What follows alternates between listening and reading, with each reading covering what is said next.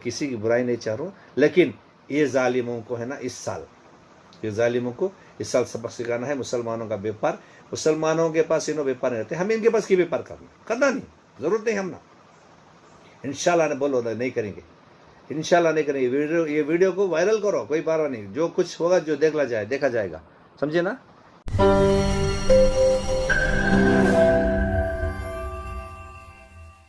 नमस्ते दोस्तों, आप सबका एक बार फिर से स्वागत है आपके अपने YouTube चैनल सत्य सनातन में। आज की जो खबर है उसकी शुरुआत में एक पॉजिटिव खबर से करूंगा, एक खुश खबरी से करूंगा कि साउथ कश्मीर को आतंक मुक्त करने का जो बड़ा ऑपरेशन चल रहा है उसमें पुलवामा में जैश-ए-मोहम्मद का जो आतंकवादी है वो धरा गया है। अब अवंतीपुरा में आतंकवादियों के साथ फिलहाल ज़बरदस्त मुठभेड़ चल रही है। हिजबुल मुजाहिदीन कमांडर रियाज नाइकू हर तरफ से घिर चुका है और एक आतंकवादी मारा जा चुका है।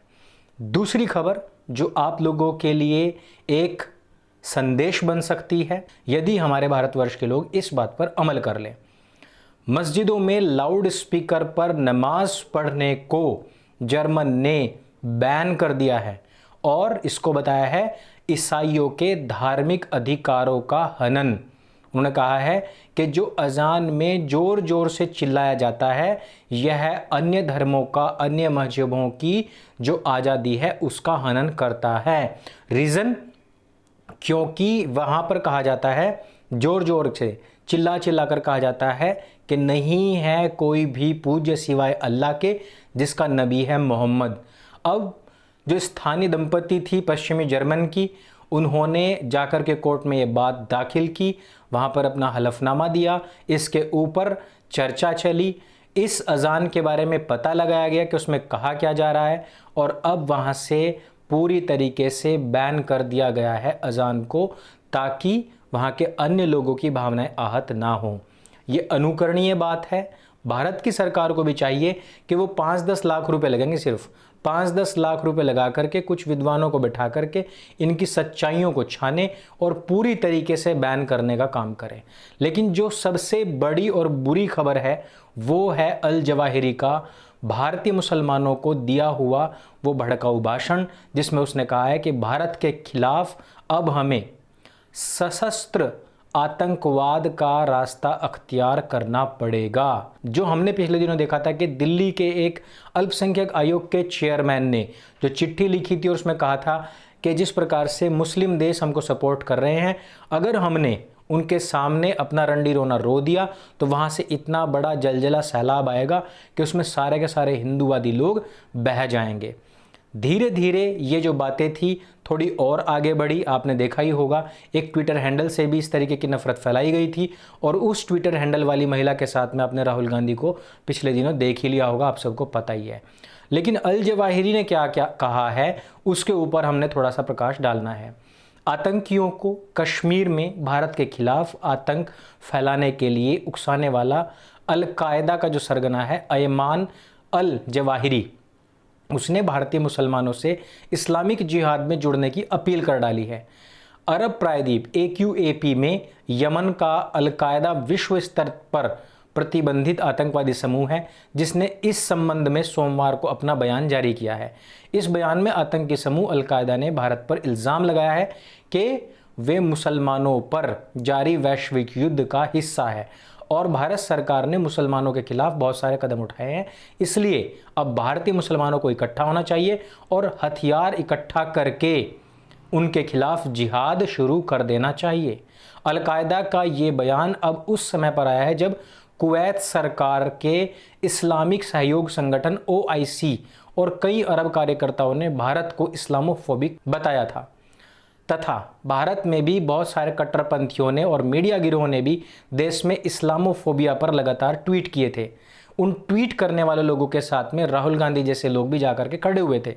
अरब देशों की ओर से भारत को लेकर के ये बयान उस टाइम पर आया है जब पाकिस्तानी प्रोपेगेंडा चलाया गया था, जिसे पाकिस्तान ने नागरिकता संशोधन कानून और कश्मीर के खिलाफ फैलाया था।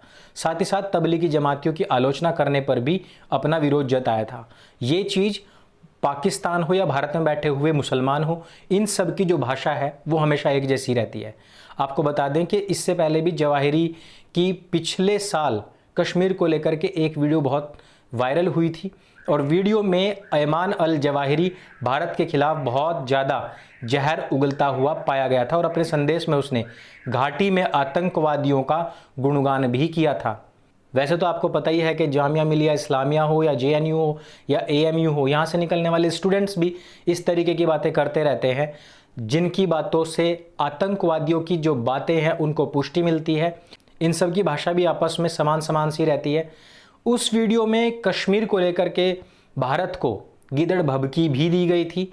जवाहिरी ने डोंट फॉरगेट कश्मीर नाम से एक संदेश जारी करके घाटी के आतंकवादियों का गुणगान किया था और उस वीडियो में आतंकी ओसामा बिन लादेन, जिसे अमेरिका ने अपनी कार्रवाई में मार गिराया था, उसके संगठन के प्रमुख ने कश्मीर के मुजाहिदीनों से कहा था कि भारतीय सेना और सरकार पर निरंतर हमला करते रहें ताकि भारत की अर्थव्यवस्था कमज़ोर हो जाए।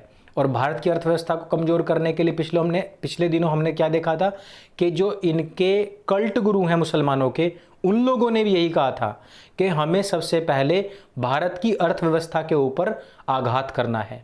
तो अब इन सारे पॉइंट्स को अगर आप जोड़ेंगे, किस प्रकार से जवाहिरी का संदेश यूनिवर्सिटी में बैठी हुई एक लड़की देती है हमारे देश के वीर बलिदानियों की मृत्यु के बाद में, किस प्रकार से वो वहाँ पर काम करने वाले मिलिटेंट्स आतंकवादियों को उनका महिमा मंडन करती है, जिस प्रकार से अल जवाहिरी करता है, और ठीक उसी प्रकार से हमारे देश का विपक्ष भी उन लोगों के साथ में जाकर के मिलता है जो भारत की छवि वहाँ बैठे हुए खराब कर रहे हैं। इसके अलावा मेरे मित्रों, 2017 में अलकायदा ने उपमहाद्वीप के मुजाहिदीनों के लिए आचार संहिता नाम से एक विस्तृत दस्तावेज भी जारी किया था, जिसमें यह बताया गया था कि आतंकी संगठन किन किन लोगों को निशाना बनाएगा।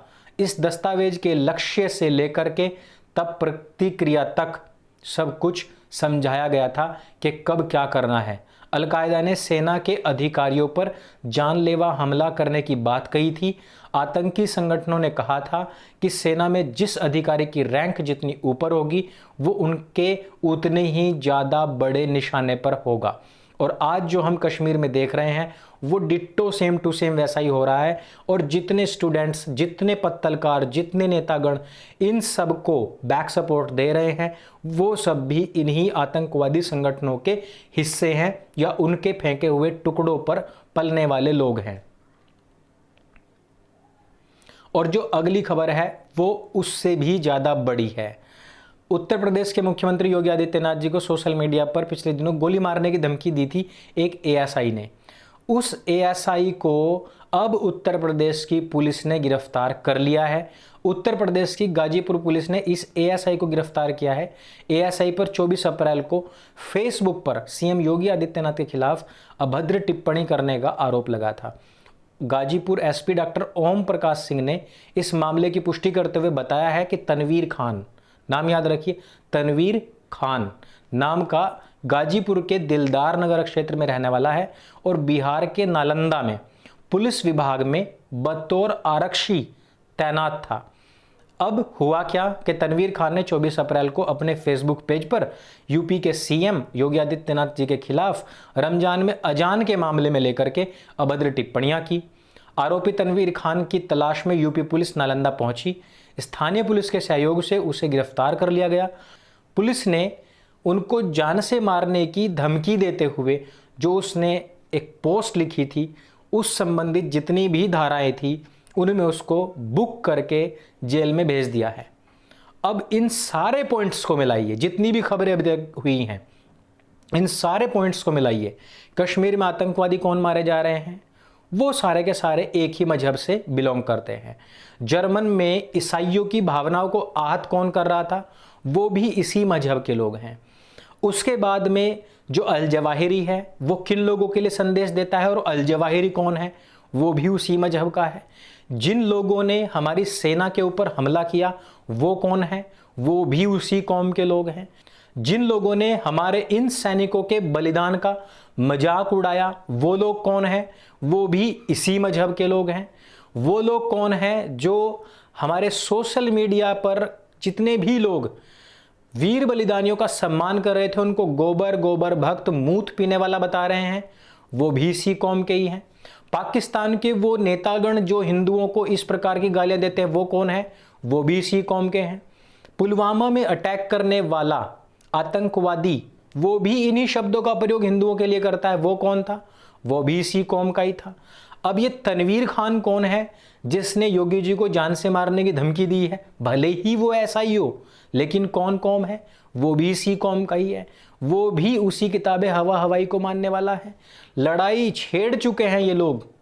समस्या यहाँ है कि जिनके खिलाफ लड़ाई छेड़ी है उनको अभी तक कुछ पता नहीं है।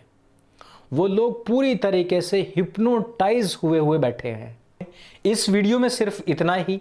लगातार होने वाली इन सभी घटनाओं के पीछे जिन कौमों के हाथ हैं उनको पहचानिए और उनका पूर्ण बहिष्कार कीजिए।